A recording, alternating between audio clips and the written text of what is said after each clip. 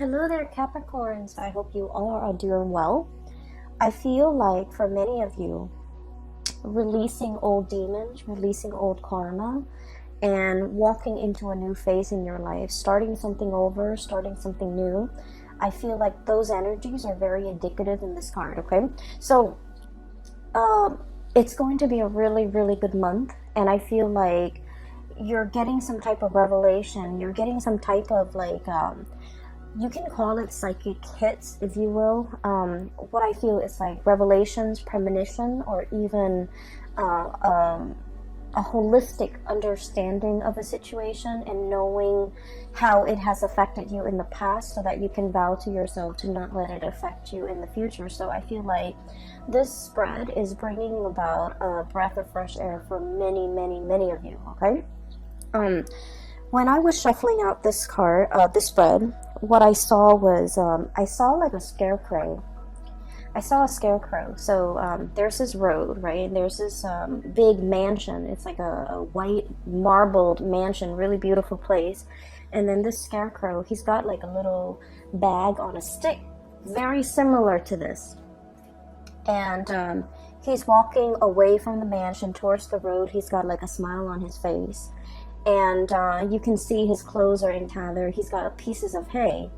And he's also like, he's got like those strings that have been cut, like marionette strings, you know, like a puppet on a string.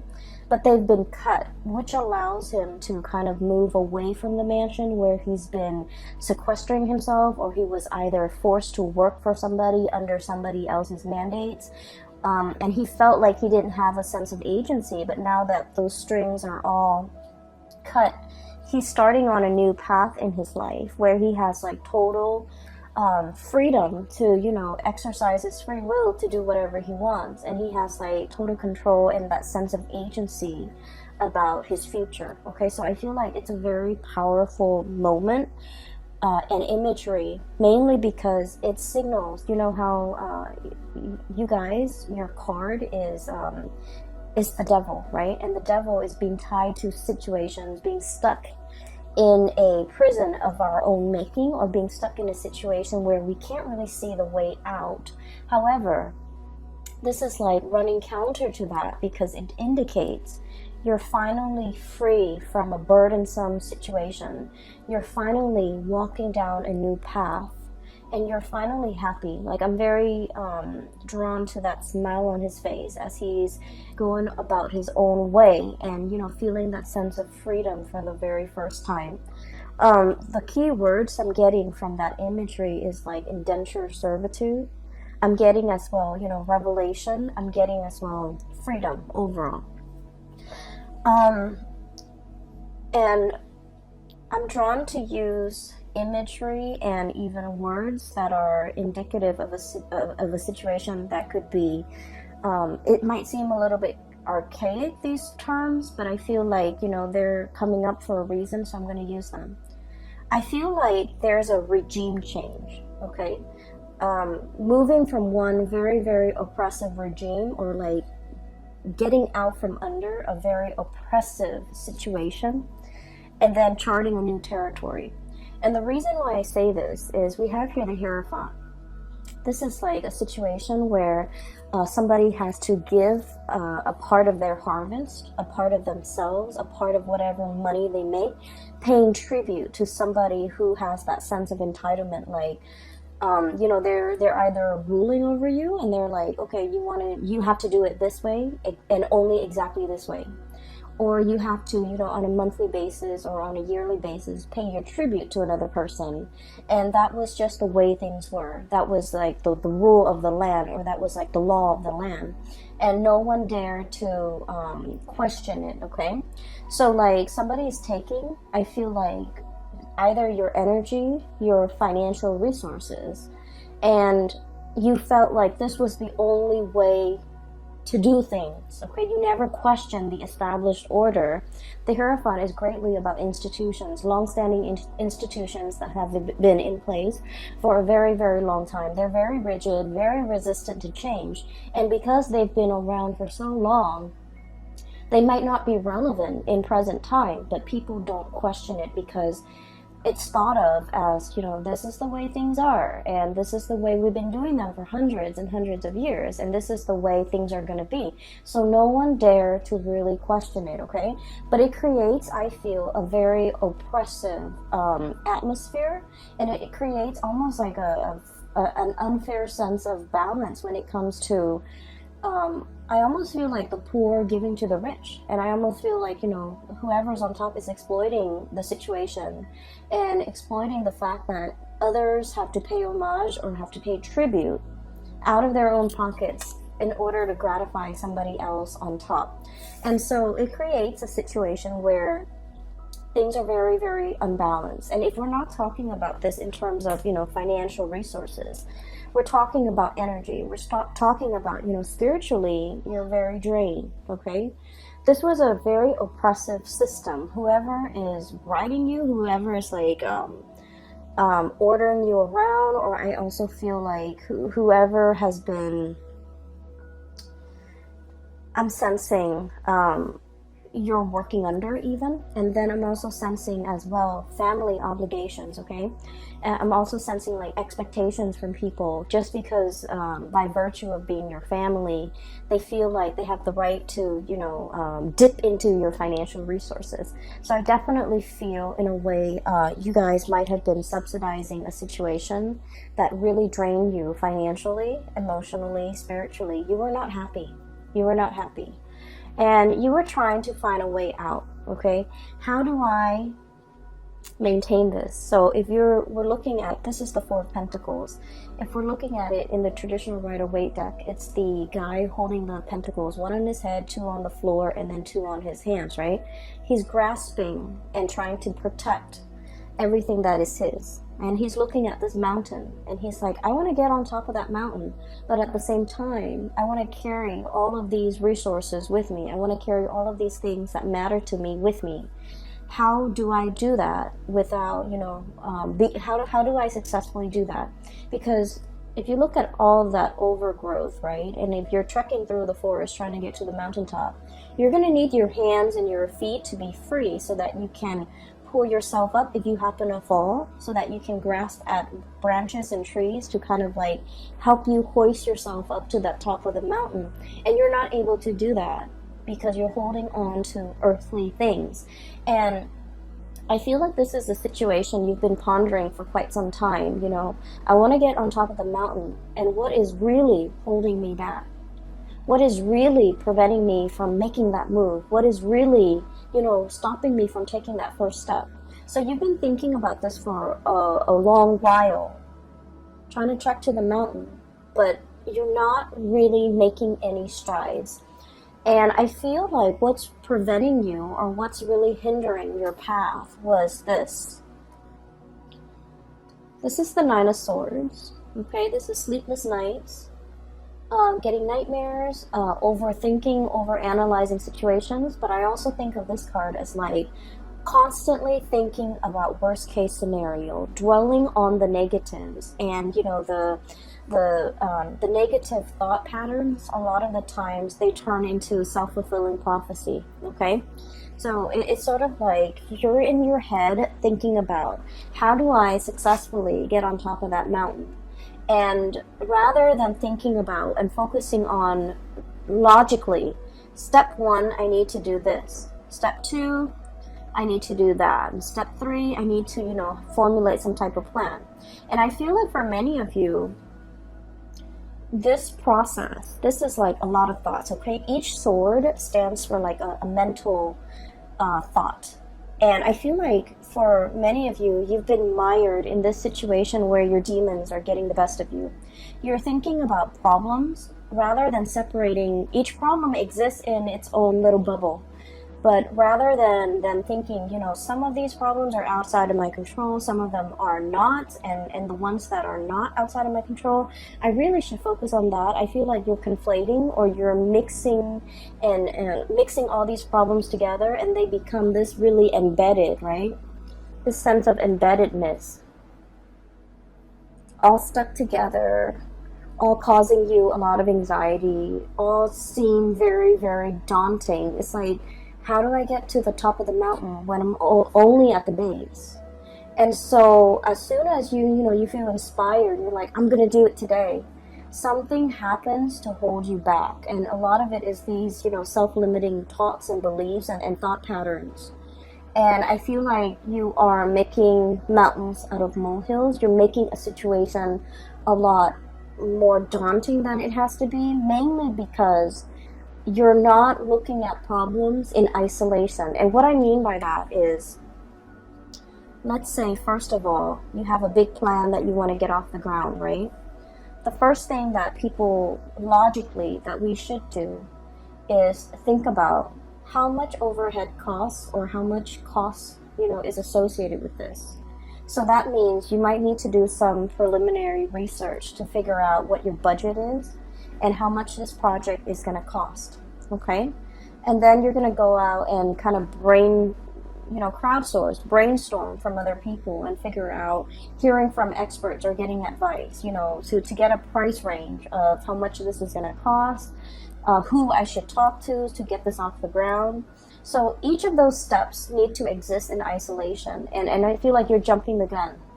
You want to get to the top, but you're not thinking about each of the steps that are necessary in order to get there. So I feel for some of you, there's a situation here that it seems like it's running ahead of you, and it's like the longer you wait, the further and further and further away it is from you. It's almost like you're losing your grasp. You can't really get it back. You can't really draw it back into your orbit because it's distancing itself, okay? So I also feel like for some of you, this is a person, okay, who might be distancing themselves. And I also feel like there's a lot of guilt associated with the relationship between you and this person. For some of you, it could be a family relationship. For others, it could be like a love type of a relationship. And I feel like it's escaping your grasp. And I also feel there's a lot of guilt associated with it. Like, I should have done things differently. I should have told them how I felt. I should have, I should have given them the time of day, or I should have, done things just differently. I should have invested more time, more emotions into that. I should have let them know how I feel. I should have been upfront and honest with them. And I feel like, they're escaping your orbit. Okay? So I definitely feel like there's some guilt associated with it.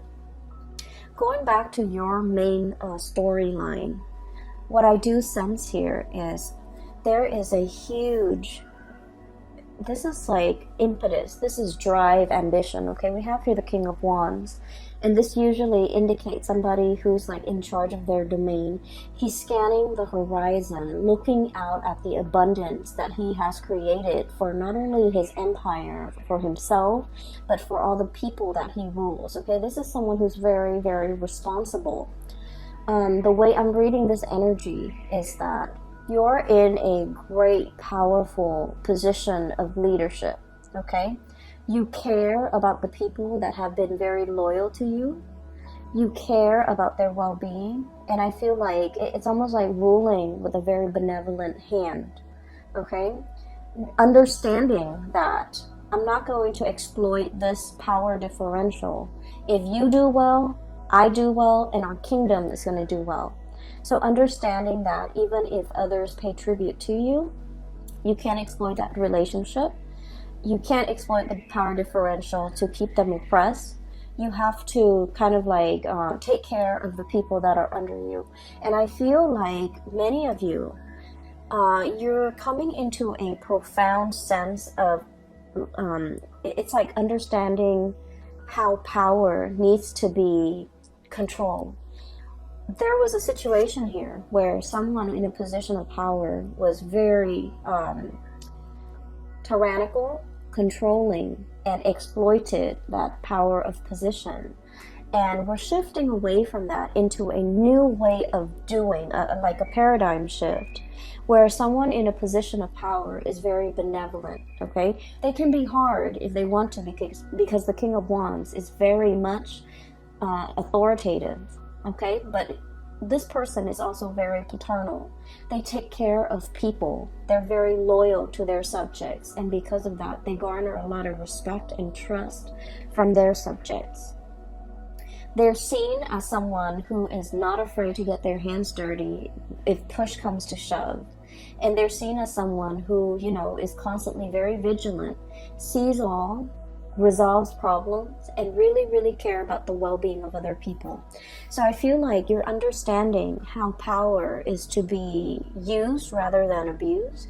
You're understanding as well that, taking care of the people that matter to you, or the people that have been very, very loyal to you, treasuring, valuing, and being available to those people means a lot more to you now. And what's on top of this card here is the Six of Pentacles. And the Six of Pentacles this is a major, major card about karma, okay?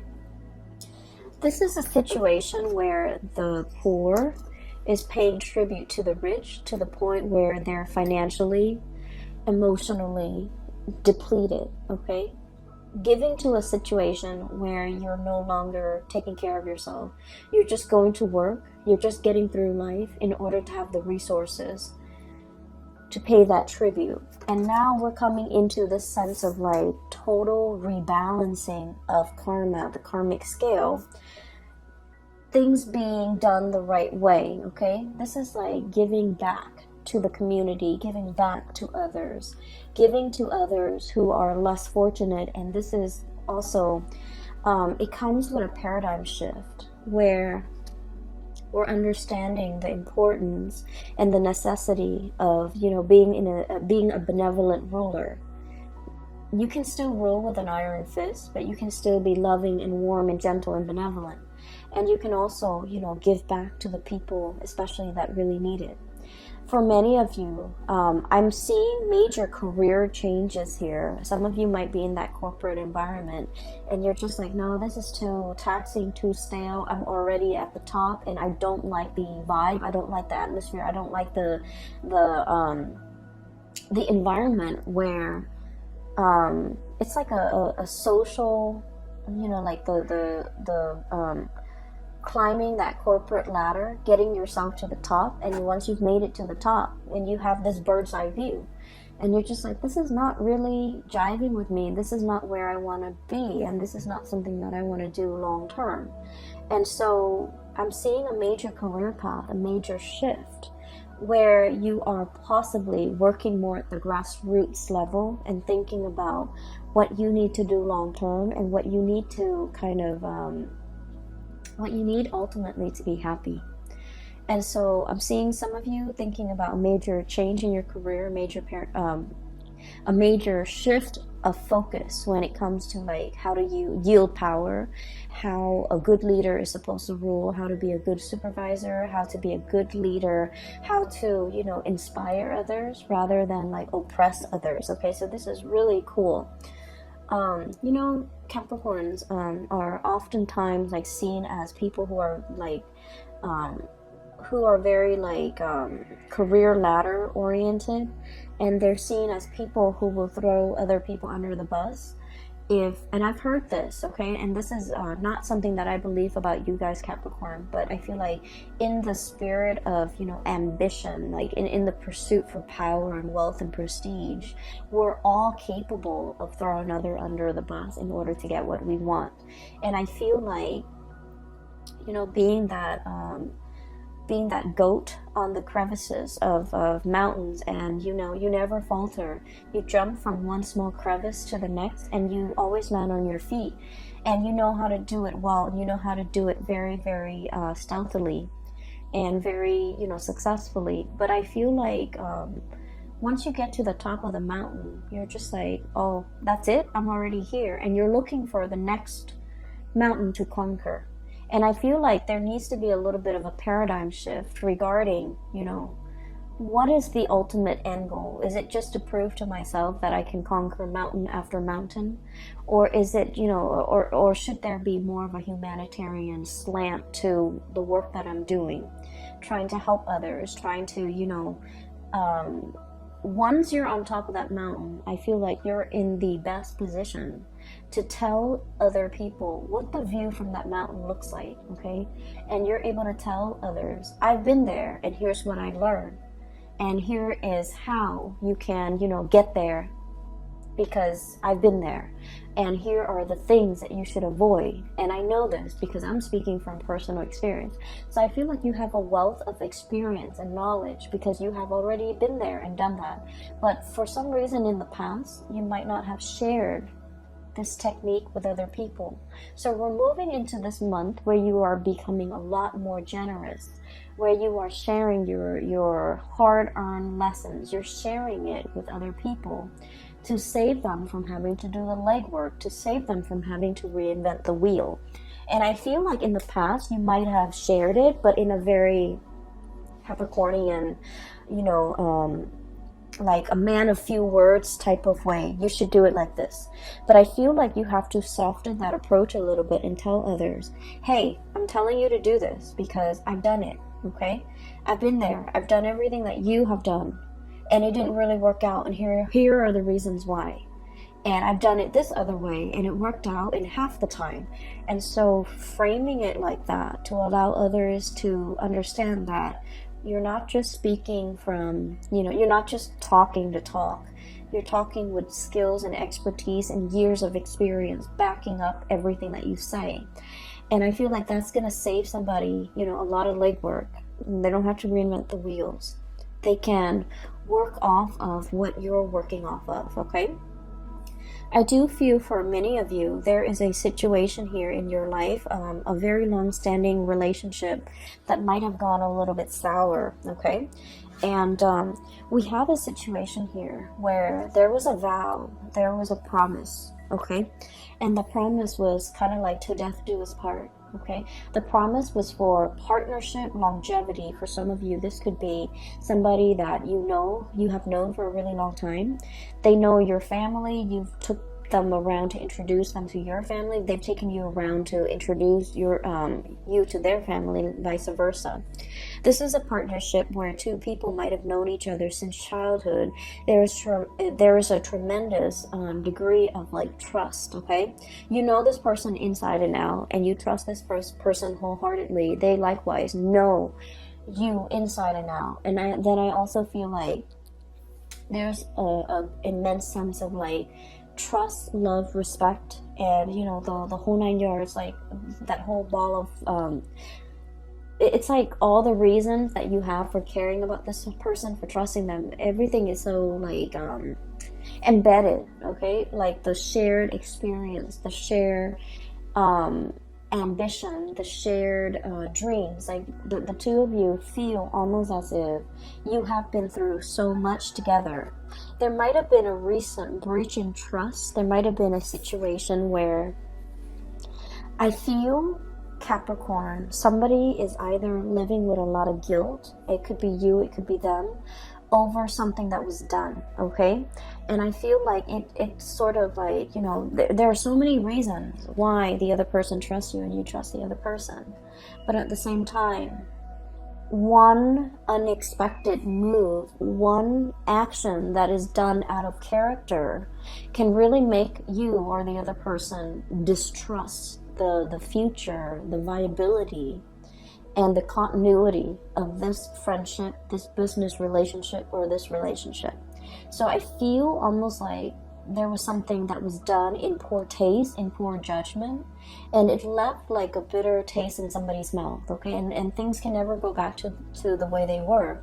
It's like everything that was said was said. You can't take back words. It's like, the water from the chalice, from the cups, have been spilled, and the other person might be the one walking away, and they're just like, I don't want to fix it, it's already spilled. I'm not going to go downstream 2 miles away to refill those cups. I'm not going to trek up the mountain to the clearest spring to fill up those goblets, okay? So I feel like there was a situation where it can be fixed, but somebody, you or the other person, is like, I wash my hands of this. I'm not putting any more time in it, and I feel like it's leaving the other party very, very, very sad, very upset. And it's also this sense of overwhelming acceptance, okay? Like, oh, it could be fixed. They just didn't want to. And I feel like that says a lot, okay? But I feel in the wake of this, people leaving, so new adventures can await for you, so that new boats, new ships, new people can be coming into the picture. And so while this has happened, and it's not something that you want to happen, because you guys are very, very, I almost feel like you're scorpionic in the way that you value relationships, especially relationships with people that you have known your whole life, okay? You are a clinger as well to friends, lovers, past relationships where you really, really know the other person, okay? That sense of like being comfortable with the familiar, okay? I feel like a lot of people are in general, but I feel like it's more so with Scorpios. I feel like Scorpios, Leo, Cancers. And then I'm seeing that here with you guys. And what that denotes to me is out with the old, in with the new. And I feel like there's a situation here where you kind of have to reassess. You know, just because it's familiar doesn't mean it's best for me, okay?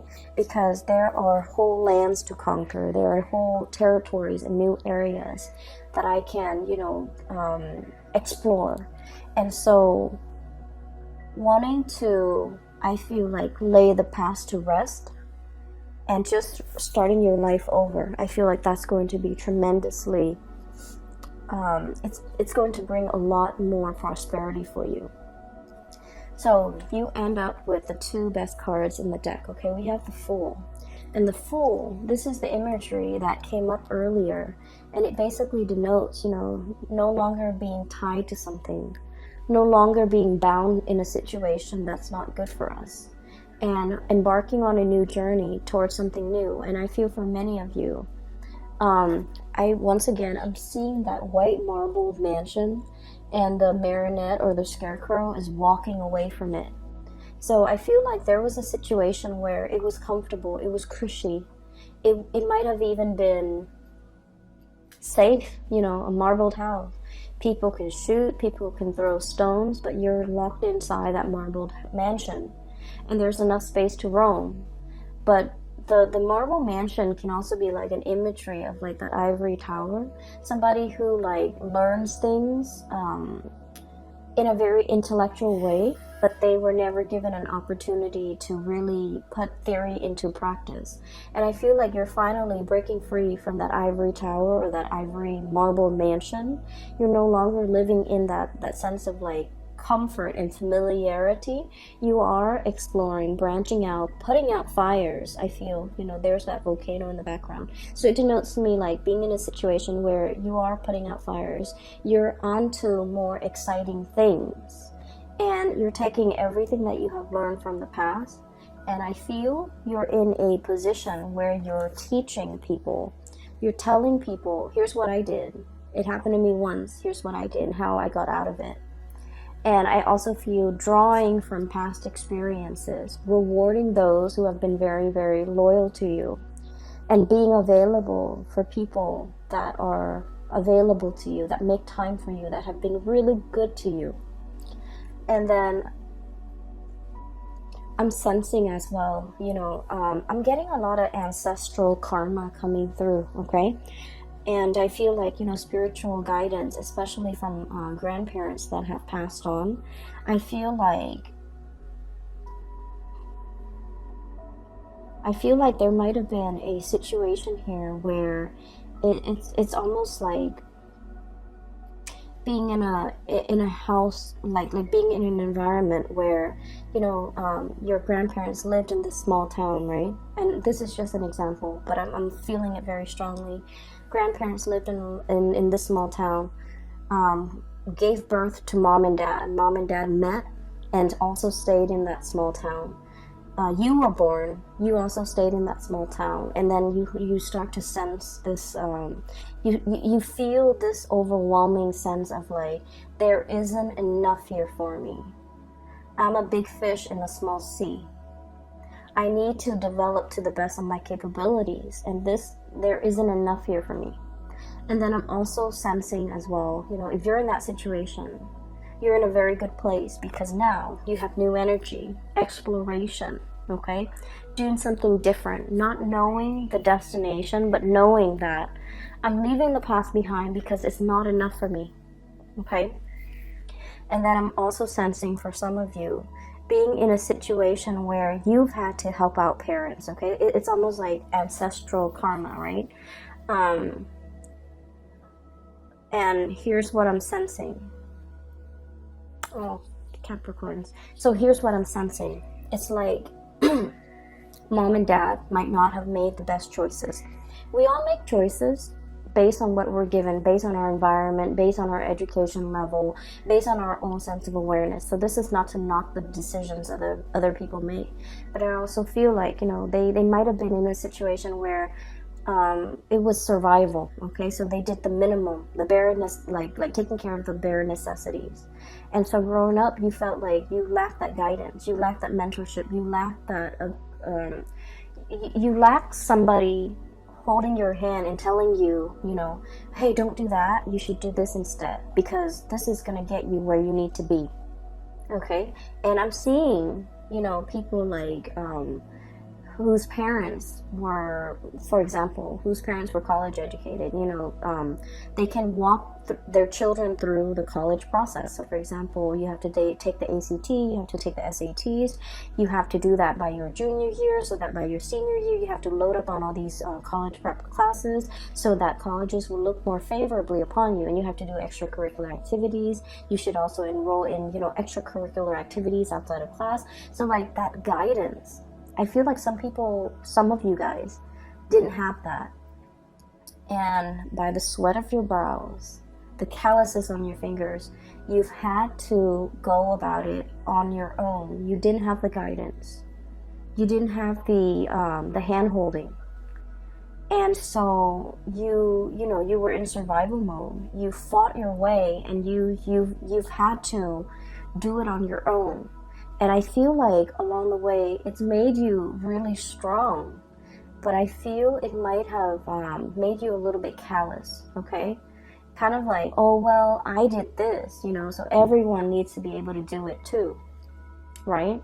And so I'm sensing here, there's a sense of like a paradigm shift, okay? The people that have the privilege, either through parents, through proper guidance, or through the sweat of their brows, whoever makes it up first to the top of the mountain is obligated, no matter how they got there. Whoever makes it there first is obligated to give advice, give guidance to others. Here's how you do it, and here's what I did, and here's what I did that worked, here's what I did that failed, okay? So I feel like it doesn't matter how you got there. Whoever gets there first needs to kind of like pay it forward by giving other people, the lay of the land, pretty much telling people what they should do. So I'm sensing here a big spiritual karmic energy. It could be ancestral karma that needs to be broken. It could also be, a paradigm shift where we're not doing what we did before. We're opting for a new path, a new way of doing. Because what we did before, it worked for us, but it also made us a little bit calloused. And we don't want that, okay? And then I'm also sensing we have this tremendous sense of like breath of fresh air, his hair is blowing in the wind. He's a leader. There's a whole caravan of people following his lead because they trust him. And so you're thrust in this position where you're going to be exalted. You're in a position where people trust you, they value your, and he's leading them. He's leading the whole, Oregon Trail, whatever you call it. He's leading the whole exodus into this new land, right?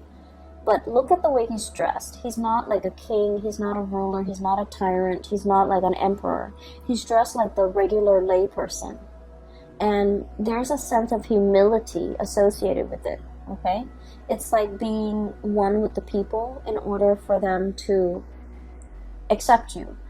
And you know, this is not about proving anything to anybody. This is just like living a very, very humble life, knowing your roots, knowing where you come from, knowing the struggles of other people so that you can adequately lead them in the right direction. So I feel like there's a shepherd energy about you guys for this month of October. And I feel that you are going to be tremendously successful for many of you who are changing a career path, who are going in a different direction. I feel for many of you, there was a situation where I feel like there's like social or family expectations. They wanted you to do something, and that's not your thing. You're turning your back and you're walking your own path, and you're going to be amazingly happy.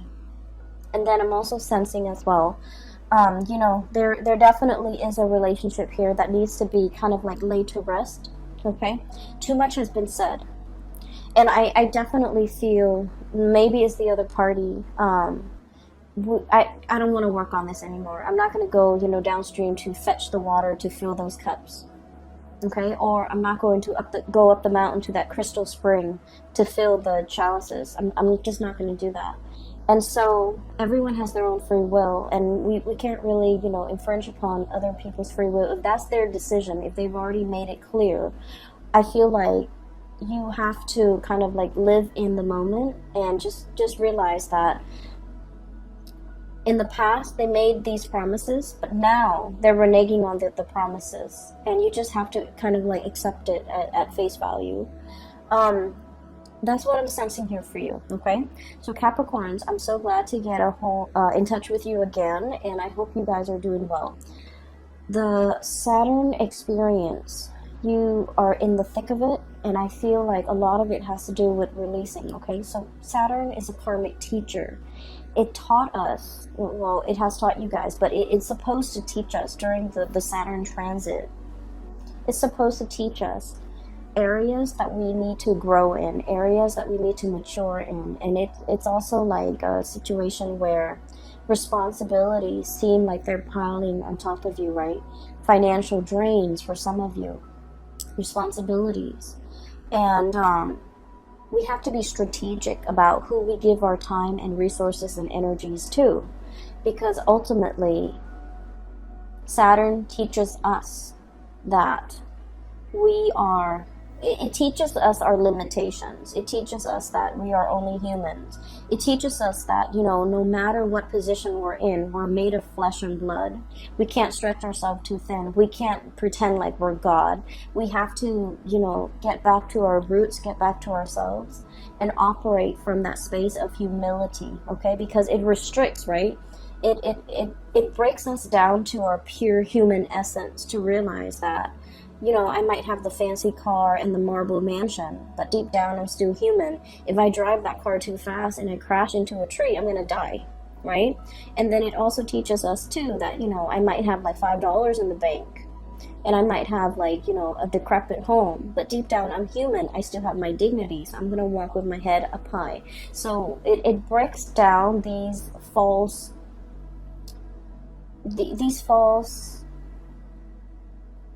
paradigms that we have, these false ideas that we have. They could be self-limiting ideas. They have like, they could even be like, you know, that sense of grandiose sense of self. But it breaks it down so that you can figure out, you know, I'm here. How can I be of service to other people? And this is, by the way, a very, very good time for many of you to do community service, to understand how you can kind of like reconnect with your fellow human beings in a spirit of service. I think like it's a really good time to do that. You know, really make the time, okay? Make it a family event if you have children. Make it a bonding experience if you have a spouse, okay? It's going to be good for you, and it's going to really heighten your sense of appreciation for what others have to go through, okay? So I just feel like, you know, community service is always a good way to give back. but it also allows you to take a peek into someone else's life, someone who might be really struggling, and to understand that, you know, it is our responsibility to do whatever we can to alleviate the difficulties and the suffering for another human being. And I feel like that's what's coming in here. It is about karma. It's about karma coming full circle, taking and then receiving, okay, being taken from and then having it come back to you. So not all is lost. This is a really powerful month, and so I want you to make the best of it, okay? So once again, I'm no longer giving private readings. If you are interested in a private reading, there is a colleague of mine. Her name is Bridget. I've included her information below if you'd like to book a reading with her. She is phenomenal, and I can't stress that enough. I wish you all the best, okay? And I'll talk to you guys soon. Take care of yourself and have a wonderful rest of September and October 2019. Bye-bye.